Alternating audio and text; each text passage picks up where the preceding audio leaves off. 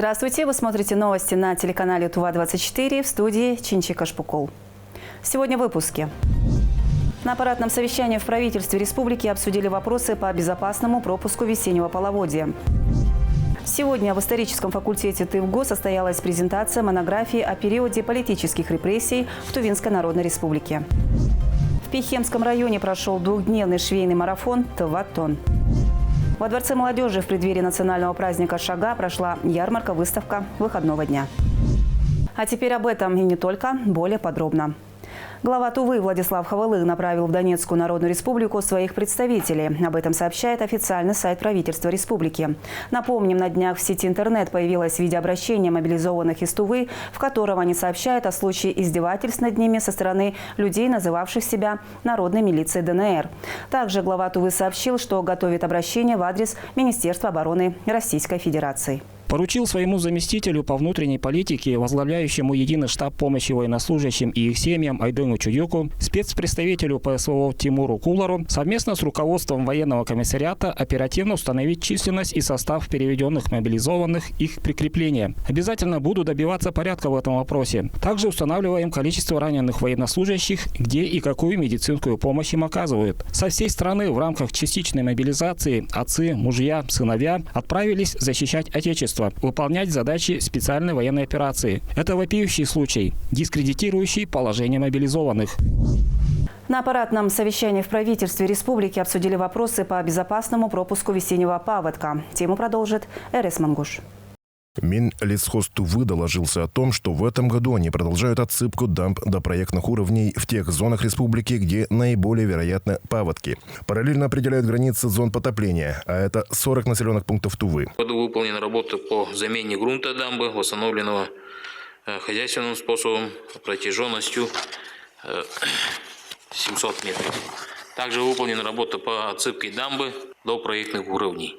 В текущем году работы будут продолжены. Министерством продолжается работа по определению границ зон затопления и потопления на территории республики. На территории республики находятся 38 гидротехнических сооружений. В докладе министерства озвучены планы их капитального ремонта. С помощью софинансирования Федерального агентства водных ресурсов в 2024-2025 годах произведут капитальные ремонты защитных дамб на реке Баянкол вдоль зверофермы города Кызыла, села Элегест и села Эрбек. Завершение разработки проектно-сметной документации – это капитальный ремонт защитной дамбы на реке Барлык у села Шуй Байтагинского Кажуна, строительство защитной дамбы на реке Хемчик у села Алдан-Мадр Цветкольского района, муниципальным образованием Кызылского и Кахемского Кажунов завершит работы по оформлению собственности ГТС для обеспечения их безопасности. Срок до 1 марта. Чрезвычайных ситуаций, подготовленных МЧС России, исходя из многолетних наблюдений, продолжительность сроков ледостава, также вскрытия водных объектов можно ожидать во второй-третьей декаде апреля. Ежегодно паводок на территории республики проходит в 3 этапа. В первом этапе в конце марта, в начале апреля возможно потопление талыми водами частного сектора, а также размыв межпоселковых грунтовых дорог и федеральных автодорог, в том числе и мостов. В зону потопления у нас попадает ПГТ Каахем, город Туран, Чедан, Кызыл. В период весеннего ледохода при угрозе подтопления территории населенных пунктов оповещение и информирование населения будет осуществляться путем рассылки информационных сообщений с кратким описанием произошедшей чрезвычайной ситуации или происшествия, а также перехватом канала связи на телевидении. Будет приведена в действие комплекс технических систем оповещения населения по радиоканалам, а также информация будет размещаться на сайтах, в том числе и Главного управления. По данным местного самоуправления, готов к развертыванию 101 пункт временного размещения с вместимостью более 10 тысяч человек. Также имеются 3 мобильных пункта, которые могут разместить до 500 человек, расположенных в городах Агдавурак, Шаганар и Кызыл. Эрес Мангуш, Самдам Иргит, Айдана Сенденма, телеканал ТУВА-24. На территории Республики Тыва зарегистрирован новый штамм COVID-19 «Кракен». В Иркутском противочумном институте, куда направляются анализы с республики, зарегистрирован новый штамм омикрона «Кракен». Чем опасен данный вид штамма, узнавала Алденкыз Буян. На сегодняшний день пациентка, у которой по результатам лабораторных исследований выявили новый штамм коронавируса кракен, выписана. Жительница республики за пределы Тувы не выезжала. Возможный контакт с инфицированным происходил по рабочей деятельности. Заболевание протекало в легкой степени, без каких-либо осложнений. В целом в семье контактные каких-либо симптомов ОРВИ, гриппа и на ковид отрицательные, то есть нет жалоб, нет каких-либо симптомов. Также нет каких-либо респираторных симптомов у членов коллектива. По данным Роспотребнадзора, 268 человек с декабря по январь выезжали в зарубежные страны, что и стало причиной распространения кракена. Новые штаммы обладают высокой заразностью, более легким течением заболевания, но по-прежнему могут вызывать серьезные осложнения. Здесь что необходимо сказать? Это новый вид, чем отличается кракен от остальных. В первую очередь, конечно, очень высокая контагиозность, высокая заразность данного вида. В целом симптомы, как при острых респираторных вирусных инфекциях, и заболевания в основном протекает в легкой степени. Напоминаем о мерах предосторожности. Чтобы исключить инфицирование, необходимо соблюдать масочный режим во всех организациях, особенно в закрытых помещениях, медицинских организациях и социальных объектах. Обязательно также дезинфицирование рук и использование бактерицидных ламп в помещениях. Стоит отметить, что все штаммы коронавируса удалось победить благодаря вакцинации и своевременной ревакцинации населения. Алдын Газбуян, Владимир Сюртук, Мирана Иргит, Тува-24. Сегодня в историческом факультете Тувинского госуниверситета прошла презентация монографии о периоде политических репрессий в Тувинской Народной Республике. Авторство принадлежит известному историку Зое Даржу и ее молодому коллеге Атыку Иргиту. Продолжит Мадыр Сандан. Монография о репрессиях в Туве, основанная на кандидатской работе Атука Иргита, охватывает период с 21 по 44 годы прошлого века. Издание смелое, тема неординарная, подчеркивают коллеги.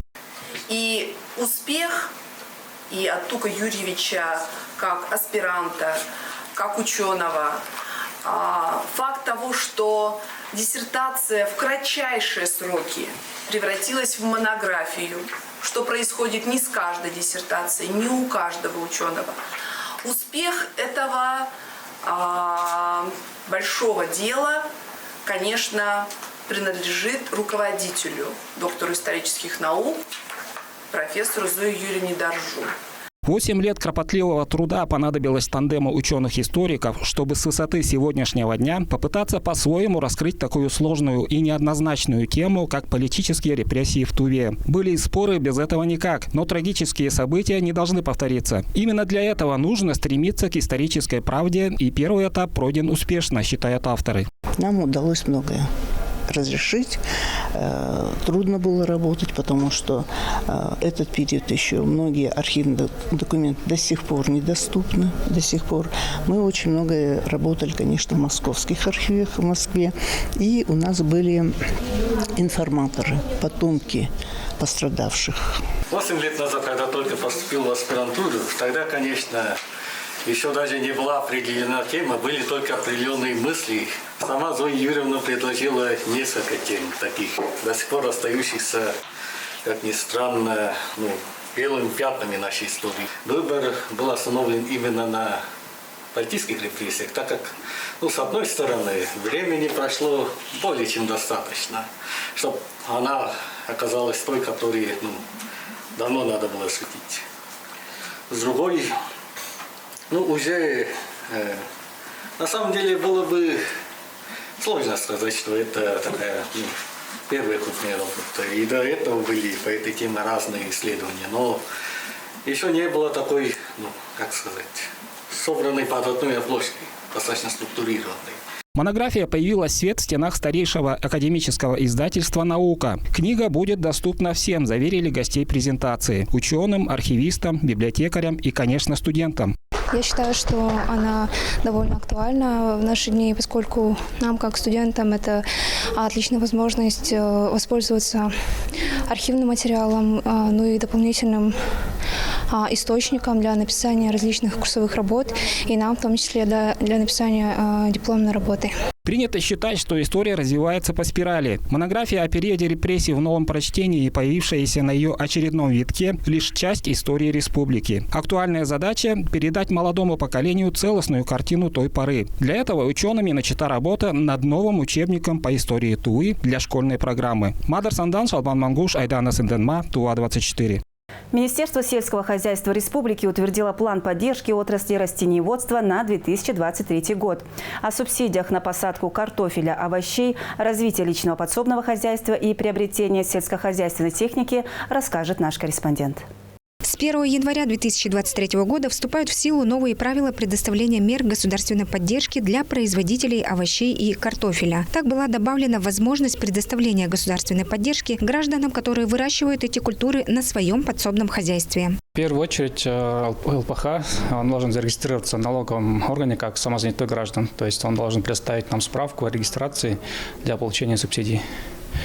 И второй момент – это, конечно же, должны быть договора на поставку семян, картофеля, овощей, которые соответствуют критериям в части ГОСТу. Прежде Минсельхоз выделял субсидию на картофель и овощи только зарегистрированным индивидуальным предпринимателям, крестьянско-фермерским хозяйствам и СПОКам. Выделение субсидий на развитие личного подсобного хозяйства является нововведением и в этом году будет пробным. Размер субсидий составляет 183 тысячи рублей в зависимости от размеров полей. Что касается субсидий на приобретение сельхозтехники, как возмещение фактически понесенных затрат и по второму направлению лизинговые платежи, то здесь обязательное требование – это, конечно же, зарегистрированное хозяйство, то есть ИП, КПХ, СПОК и так далее.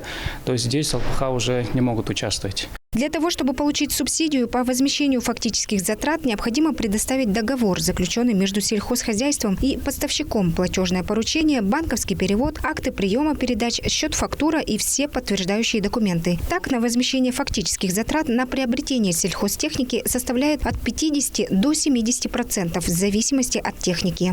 4 миллиона у нас в этом году предусмотрено. Если, допустим, 2021-2022 год брать, то там около миллиона было всего лишь. Нам удалось защитить федеральные средства именно по данному направлению. Что он в себя включает? Это закладка садов. В первую очередь, это, конечно же, малина, облепиха, смородина и так далее. То есть многолетние культуры, которые через 3-4 года после посадки будут приносить плоды, то есть прибыль. Что касается данного вида субсидий, то здесь тоже могут участвовать только сельхозтоваропроизводители. Стоит отметить, что Минсельхоз Республики Тыва будет анализировать работу сельхозтоваропроизводителей, крестьянско-фермерских хозяйств, СПОКов и ЛПХ, которые получат государственную меру поддержки в части развития их деятельности. Алтын Казбуян, Шалбан Мангуш, Айдана Сенденма, Тува-24. С самого начала специальной военной операции жители Тувы всех возрастов и социального положения объединили в стремлении обеспечить бойцов в зоне СВО самым необходимым. На этот раз помощь пришла из Байтагинского района. Все подробности далее. Не только козылчане, но и жители муниципалитетов принимают активное участие в гуманитарной миссии. Кто-то приносит продукты питания, необходимое снаряжение, а кто-то отправляет землякам-военнослужащим письма с пожеланиями и словами поддержки, а также теплые подарки, сшитые своими руками. Мы привезли из Байтагинского хожу гуманитарную помощь для наших солдат 9 тонн. Мы специально волонтерами шили такие специальные вещмешки, чтобы бойцам было удобно. Там на мешках все необходимое собрано для солдат. Например, там стельки, носки, фонарик специально для солдат, галспалон, белые пиши тувинских и там что еще там, повозок есть для солдат, безрукавки там специальные для солдат. Приоритетные задачи остаются прежними. Это обеспечение военнослужащих всем необходимым, отправка гуманитарных грузов в зону СВО и работа с семьями военнослужащих. Своих не бросаем. Это не просто слова. За ними отклик множества людей. 55 мешков, именно таких потом. Тут специально повозки приготовили со всеми кожунами. И аржан из нашего кожуна привезли. Там специальный преобразователь и рации. В свою очередь, правительство Тувы приняло ряд мер по поддержке участников специальной военной операции и их семей в дополнение к федеральным. Это и освобождение от платы за детские сады, и бесплатное питание в школах, а также разовые выплаты мобилизованным. По обращению самих семей СВО было очень много работы проделано. А также, конечно, дополнительно это было ЖКУ, это жилищно-коммунальное хозяйство. То есть кто дом на земле, да, которые живут, они получили твердое топливо и благоустроенные дома, кто живут таких горячая вода, холодная вода, которая те в этом году дополнительно получили по поручению главы республики, да, по 10 тысяч. По 10 тысяч в данное время их оказалось по заявленным СОМСУ 77 человек. Тува участвует в сборе и отправке нашим солдатам гуманитарной помощи, которую каждый желающий может принести в Республиканский единый штаб, где не только происходит сбор гумпомощи, но и оказывается правовая и консультативная помощь семьям мобилизованных. Штаб находится по адресу город Кызыл, улица Кочетова, 155, телефон 217 44. В Пехемском районе прошел двухдневный швейный марафон «Тватон», посвященный национальному празднику Шага. Более 25 активных женщин района со всех поселений и города Турана сшили себе тувинское национальное пальто. С участницами пообщалась Инна Клоян. Вам нужно взять ручку с тетрадкой, да. Я буду вас обучать сейчас, как измерять фигуру для того, чтобы раскроить тватон. Для этого нам нужны будут мерки. Обхват шеи пишем. В течение двухдневного швейного марафона «Тыватон» участницы научили самостоятельно шить национальное платье. Алдынай Бекзихурак впервые села за швейную машинку. Рассказала, что давно хотела обучиться швейному делу, а особенно самой шить тыватон не только для себя, но и для своих близких. Я думаю, что я научусь сегодня шить, достигну своей цели, которую я поставила на сегодняшний день. И в дальнейшем буду учить шить тон своим дочерям. Тыватон может шить каждый, и это абсолютно возможно даже при нулевом знании кройки и шитья. Это доказали участницы марафона. Аржана Камбу также впервые села за швейную машину. Рассказала, что ожидания оправдали реальность, так как давно хотела научиться шить для себя одежду. Я пришла научиться шитью и кройке тыватон, чтобы в дальнейшем шить для себя и своей семьи. Не только тон, но и платья, безрукавки, одежду. Надеюсь, что я научусь и у меня получится. Благодарю, что меня пригласили на марафон шитья. Уметь шить тыватон, который можно надеть на любое торжественное событие, может любая женщина, которая хочет научиться этому делу. Главное – желание. А желающих на марафон пришло немало. Под руководством застройщика-модельера Эвелины Байсклан участницы смогли добиться хороших результатов. Он нужен нам везде, и на праздниках, и на мероприятиях. И благодаря тоже поддержке моих друзей, Верховного Хурала движения женщин Единой России, мы собираем наших женщин и жен, и вдов, участников СВО, и многодетные мамы, и мамы, сидящие в декрете, в декретном отпуске. Сегодня мы их собрали. Швейный марафон состоялся под руководством застройщика-модельера Эвелины Байсклан, Верховного Хурала, администрации Пехемского района, регионального движения «Матери России» и «Опора России». Инна Клоян, Буян Аюн, Айдана Санденмат, Тува-24, Пехемский кажун.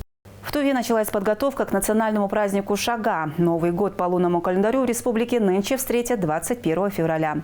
Что можно делать в Шага, а что нет, выясняла наша съемочная группа. Глубокий смысл праздника заложен в самом его названии – «Шага», который тувинцами воспринимается как «Шагнын чазы» – начало нового времени, то есть нового цикла, новой жизни и нового года по лунному календарю. Традиции его празднования корнями уходят в древность. Самое главное, что мы должны подвести итоги года. За все это, за прошедший год, что мы сделали хорошего, мы молим, просим, пожалуйста, чтобы она повторилась, умножилась в следующем году. Вот такая первая мотивация должна быть. И второе, самое главное, что мы негативного, плохого, вредного сделали в этом году, мы должны раскаяться, исповедаться, сожалеть об этом и постараться это меньше делать. И, по большому счету, не повторять. Шага – это особый сакральный праздник, поэтому существуют определенные традиции его подготовки и проведения. Тувинцы верили и верят, что душа есть, что душа и мысли человека должны быть чистыми. Вообще я заметил, ночные молитвы только у нас, и она приносит огромную пользу в течение года. И я сначала думал, это какая-то дань моды получилась, но с точки зрения буддизма она имеет глубокий смысл. То есть встречаешь год с молитвами, благими мыслями, пожеланиями всем добра и счастья, всех прощаешь и со всеми дружно, это очень хорошо. К встрече Шага в Туве готовятся основательно. Делают генеральную уборку в своих домах и юртах, стирают белье и одежду, дочисто моют кухонную утварь, чистят территории вокруг жилищ. По народным представлениям тувинцев считается, что все плохое, весь негатив прошлого года должен уйти вместе с грязью. Это касается не только предметов быта и утвари, но и телесной чистоты человека. Мы проводим игры трек, потом играем в шахматы, кажик играем, вроде все. Тара, чакпек, пуштак, так, курут, так. И вся семья будем встречать. В семье за месяц до праздника, до Шага, обычно надо дома прибраться хорошенько, подготовить яства разные, вытащить замороженное мясо, харбача, молиться нужно, обряды соблюдать различные. Собираются, в гости ходят друг к другу, чтобы благопожелания какие-то сказать, дарят подарки, готовят подарки, готовят тувинскую национальную одежду обязательно, там украшения. Основным обрядом национального праздника является саңсалыры. Считается, что дым от жертвенника с благовонием нес в себе очистительные функции. Древняя традиция тюрков, предков тувинцев, требовала возводить саңсалыры в стороне, где восходит солнце, то есть на востоке. На обряде присутствуют только мужчины. Национальная одежда, стилизованные дизайнерские наряды, аксессуары, сувениры и уникальные изделия ручной работы. Во Дворце молодежи в преддверии национального праздника Шага 2 дня прошла ярмарка-выставка выходного дня. Что можно было приобрести на ярмарке и когда будет следующая, расскажет Айрасат. В ярмарке выходного дня участвуют более 50 мастеров из разных уголков республики, в том числе Цунхемчикского и Пихемского районов. Каждый представляет свои уникальные работы. Это национальная одежда, дизайнерские костюмы, национальные головные уборы, сувениры и всевозможные аксессуары. В основном большинство мастеров из города Кызыла. Здесь я сама знакомлюсь с некоторыми мастерами. У нас очень много новых лиц. У нас очень много тувинской традиционной одежды, детской одежды. Очень много из войлока, очень много из овчины изделий. Помимо этого у нас еще сувенирной продукции очень много. Это бижутерия, это броши, это серьги. Проведение подобных выставок в первую очередь это поддержка местных мастеров реализации их продукции и работ. Как сообщают организаторы, двери выставки всегда открыты для новых талантов и мастеров своего дела. Если кто хочет присоединиться к нашим мастерам, приходит Фонд поддержки предпринимательства, 212 кабинет, Центр народных художественных промыслов. И пусть у нас приходит к нам и анкету, заявку заполнят, и таким образом мы включим. Улица Тувинских добровольцев, дом 18, здание бывшего Народного банка. У каждой женщины, девушки есть та самая сумочка на выход. И нет сомнений, что именно такой сумочкой может стать вот эта, выполненная в национальном стиле с элементами шелка. Арунай Оюн шитьем столь необходимого для прекрасной половины аксессуара занимается около года. Мама 4 детей считает, что декрет – это прекрасное время для развития и начала чего-то нового. Идея шить такие сумки пришла ко мне в том году, когда я думала именно, чем бы заняться, как мамочка в декрете. Мне нравится шелк, потому что он богатый, такой красиво смотрится. И сумка такой аксессуар, без которого ни одна женщина из дома не выходит. В декабре месяце тоже ездила на выставку всероссийскую Киевскую ладья.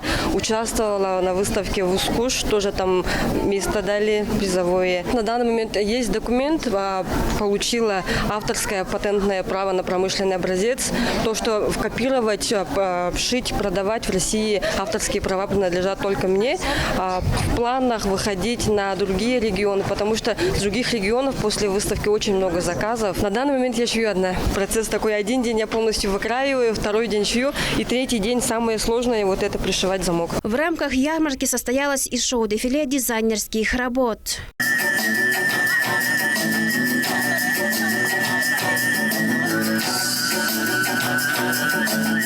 Как заверили организаторы, ярмарка-выставка станет традиционной и проходить будет постоянно. Следующая запланирована на 19 февраля. Айра Асад, Владимир Сурток, Мирана Эргет, телеканал ТУВА-24.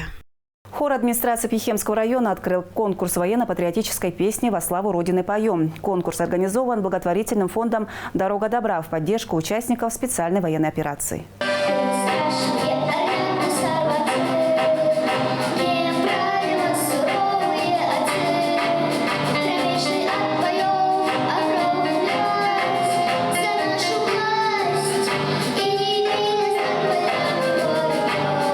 Песня является таким же оружием, как и гранаты, сухие портянки. С песней легче жить, легче побеждать, легче умереть. В наиболее тяжелые минуты, когда нет больше сил, а помощи ждать неоткуда, на выручку приходит песня. Она поднимает дух, возвращает силы, зовет к подвигу.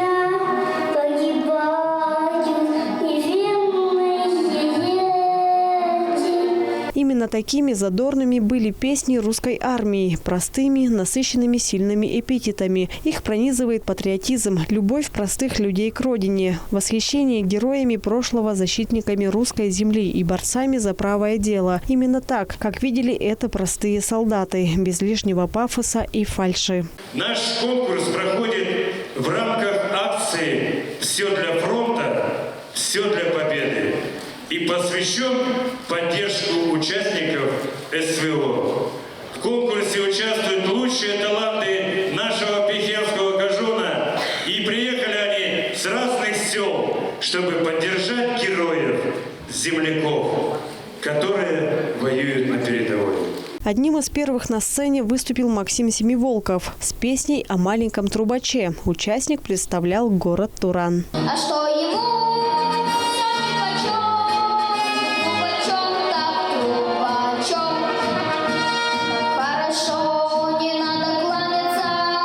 Айланма Оржак из Пихемского Кажуна также решила поддержать участников специальной военной операции. У меня только один номер вступает, только песня про землянки. Я-то дома хозяйка. Я с Ибляка переехала вот это вступать. Там маленькая деревня, больше никого вступать. Всего хорошего, всего наилучшего. Всем участникам надо пожелать хорошего. В конкурсе принимают участие не только взрослые, но и самые маленькие таланты Тувы. Амира Бадарчи представляет один из музыкальных ансамблей девочек села Сесерлик. В своей победе школьники уверены. Мы подготовили номер «Дети Ленинграда». Да, мы думаем, что мы возьмем второе место. В конкурсной программе приняли участие самодеятельные исполнители, вокальные группы, новички и просто любители передать эмоции через песню. Так, трио из села Сесерлик выступило с песней «Я гражданин России».